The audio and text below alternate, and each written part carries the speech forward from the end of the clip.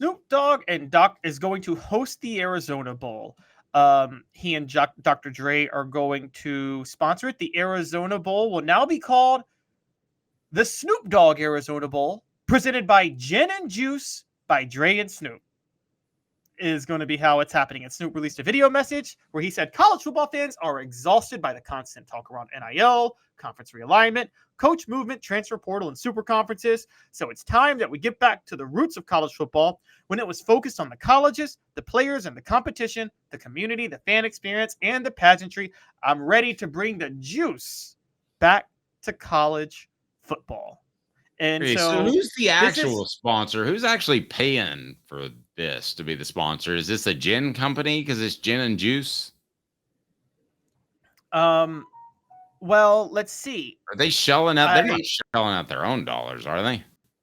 Well, I think they are for the naming rights. I think they are doing that. It's not exactly clear, but this is what's crazy about it is there have been other naming rights and sponsors involved with bowls. And what's unique about this is it's never been an alcohol brand. They've really tried to steer clear of alcohol because most of the college football players in the bowl game can't drink for obvious reasons. So, most college football players do smoke pot.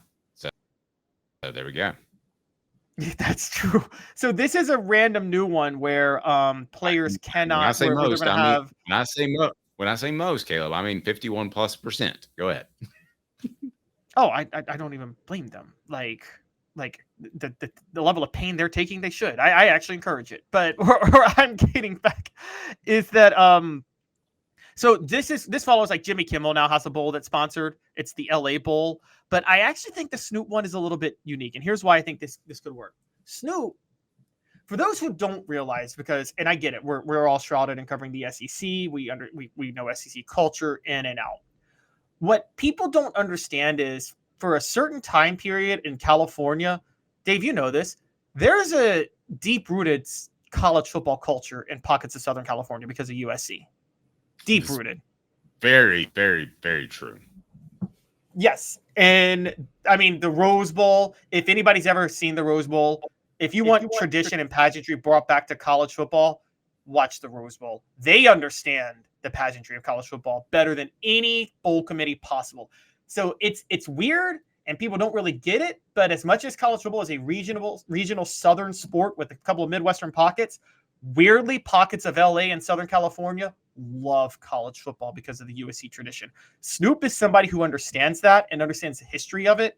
I mean, you know, look, talking about a guy who was growing up when Marcus Allen was at USC, who's one of the greatest running backs of all time. Talking about a guy who was living in LA when the OJ trial happened. Whatever you think about OJ, that dude is in college football lore. I mean, he's one of the greatest college football players of all time. True. And whatever you think about Marcus Allen, he's damn lucky because he was supposed to be that waiter that night. Anyway, go ahead. But you think OJ could have gotten him, though, the way he got Ron and Nicole? Marcus Allen would have beat the heck out of OJ. I don't know, but I think having a 9-inch knife helps. I think he would have stood down if it was Marcus Allen because OJ's such a coward. That's a different story. Back to the All Blunt Bowl. Yes, but I think this is great because I think Snoop actually understands what the pageantry of college football is about. He's not just going to try to. He's not just saying this. And I think Snoop, if there's anybody that could make college football cool on the West Coast again, it's Snoop. And here's the other part. I believe the Arizona Bowl has a Big 12 tie-in. The Arizona is now in the Big 12. Many of the Pac-12 schools have joined the Big 12. This is part of the Big 12's move of understanding a unique way to make college football still appealing beyond the way it's appealing to the SEC. Look, sorry, and this is why I say this about Greg Sankey. You don't have to work that hard to make college football appealing in the Southeast. There's no creativity that's required, okay? You just have to preside over it. You can go to a high school football stadium in the South and see that. Exactly. So if you're in a lot of the Big Ten's the same way. So if you're the Midwest, I mean, if you're the Big 12, tied with Arizona, kind of, you know, what do they call it? The Four Corners states, Dave? That southwestern region over there, the Rocky Mountains and the West Coast. You want to make football appealing? You got to find a different way. Getting involved, having the former CEO of Rock Nation as commissioner of the Big 12, Snoop getting involved with Arizona. Whatever you think about with the Arizona Bowl, whatever you think about him personally, Deion being the head coach at Colorado, a Big 12 school, isn't you're seeing a way college football is going to become. Do you think it's artificial, or do you think this could really make college football matter in places outside of the Southeast just in a different way? I think all you're saying and being associated with those people makes it hip. Whereas college football compared to the NFL just 4 or 5 years ago, I thought was viewed as the old man's version. And the NFL was the young man's version. But since guys are being treated fairly in NIL, since they're able to move around, since it's more exciting in the offseason because there's stuff to follow, I think that's changed. I think the young guys getting involved, you mentioned Dre, I assume, with the Big 12. And you mentioned, and we got Deion Sanders, and you mentioned these other guys getting involved. Yes, I think brings more publicity to the sport. I've said before, whether it's this Snoop Bowl or whatever it is, the trend for college football is going up, up, up, up, up. And people, my NFL fan friends, think I'm crazy when I say this, but college football is going to be comparable in viewership to the NFL within the next 10 years, maybe even 5. I'm not saying it's going to beat it consistently, but the numbers in the big games are going to be significant. I'm not going to say the numbers of the regular season are going to be significantly comparable because you have so many more teams that individual people want to root for. But when you start getting to the playoffs, I think those numbers within 5 to 10 years, you tell me if I'm wrong, Caleb. I respect your opinion. I think they will be comparable to what the NFL is throwing out in their playoffs. I really do. I don't know if it's a long-term thing, but I will say that I've agreed with you from the start that the next 5 years of college football is going to explode. I mean, Shannon Terry himself said that, and by the way, he's been how ahead of the curve has Shannon Terry been on every single business he started related to college football, and he has said college football is in the second inning of a rocket ship about to launch to the moon. My question for college football, and I've said this for a while, I believe that rocket ship is going to launch to the moon. Will it go for the stars after that, or is it going to come crashing back down to earth and not getting new followers the way they need to? Because that is the question. Or will it make the moon? Apollo 13 didn't even make the moon. True, but they at least came back safely. That's true, and they circled it. TriStar hats for the latest in TriStar hats. Go to the original, TriStarHatsCo.com. It's right below TriStarHatsCo.com. We love TriStar hats. And if you join Hooker's Corner, and the link is right there on the message board, you will get a TriStar item and a Celebrate 98 book just for joining. It's $9.98. That's it. And you'll get inside info and great stuff on the balls from me and Caleb and that connectivity as well. We certainly appreciate that. Also, I wonder if this bowl game could do things, and what might they be to be more exciting. We would think they would have a great halftime show and a pregame show, right? Your kids don't decide where they play their bowl games. The schools do. But kids decide if they play hard or not. I bet you if you're going to, and let's take a Liberty Bowl that means nothing, or this bowl that means nothing, I bet the kids will play harder because it's the Snoop and Dre bowl game. May sound idiotic. Do you think I'm being idiotic? Well, it depends on how this is worked in. I hope this type of stuff, by the way, ends up getting worked into playoff games. Honestly, I think that would make it more fun. But I think one of the things they would understand, and I mean, I would just say this. I don't know if anybody's ever been entrenched in it. I just know it through family ties and things like that. Exterior family, in-laws.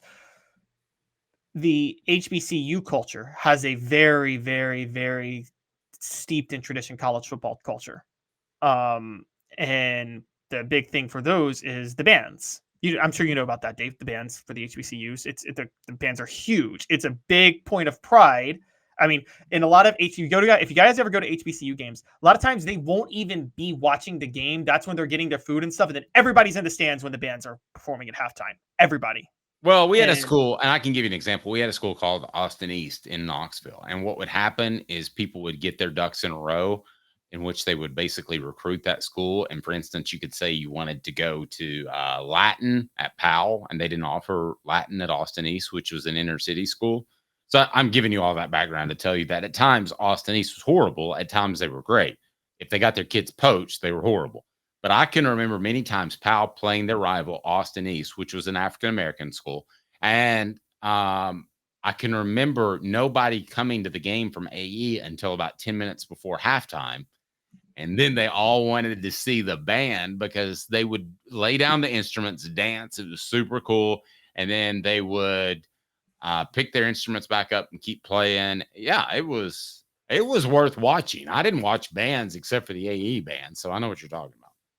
Yeah, there you go. Exactly. And so it's a huge part of HBCU culture for when college football, as you know, was huge among HBCUs before integration, because that was where they would go. And the AFL and NFL would scout the HBCUs more than they scouted the SEC for a period of time in the 60s because of how good the talent was there. And that's where the band culture really got big. Well, nowadays, a lot of these bands, what these college bands do, they focus a lot with current music. So they're very up to date on hip hop music and things like that. And you're right, the dancing and stuff is really cool with how they incorporate it in. You don't think Snoop is aware of that? You don't think people like Deion are aware of that? Can I can I give you what I think is the answer to these bowl games staying relevant? And I thought about it a lot last night. It's the same thing that the NFL Pro Bowl did forever. You pay $25,000 to the winner or $12,500 to the loser. And I know that I'm not saying that those are the exact numbers, but I think a financial reward to the winner is the way to go to continue for them to be relevant, so that they play hard, so that they push other players that are thinking about skipping and opting out to play in the bowl game. That to me is the best way for those bowl games that we worry about to remain relevant, because it's going to be a struggle with the playoff in place. Yeah, I agree. It's going to be a big struggle. And that's there's going to be 10% of the players that you're going to be talking about a lot less money, so they don't care. But 90% of the players, it's 25,000 would be a pretty big chunk of change. The bottom player on a roster gets roughly 50, 60 grand from NIL base before they start to grow as a player. So that would be a lot of money to more than half of the players. So the only problem with that is I don't think these bowls are going to generate enough money to pay the players out like that. I think they're going to operate at a loss. That's true. But now if I'm in a meeting with the bowl games, I'm saying, don't worry about that stupid billboard that you're running on, next to the stadium. Don't spend money on that. I mean, I would have a different way of spending in the promotion of the game, because boy, they can waste money with the best of them.